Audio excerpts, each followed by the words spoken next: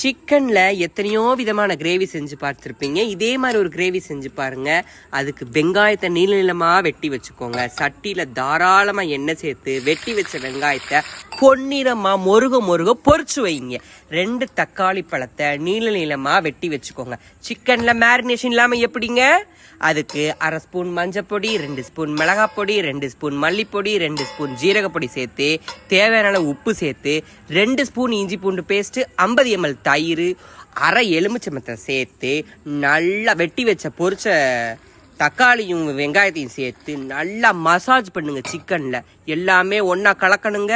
இன்னொரு சட்டியில எண்ணெய் சேர்த்து பட்டை வகை சேர்த்து நம்ம குழப்பி வச்சிருக்க சிக்கனை சேர்த்து எண்ணெயிலேயே நல்லா வேக விடுங்க. எண்ணெய்க்குள்ள படமும் நல்லா மினுமினுப்பா வருவாங்க சிக்கன்.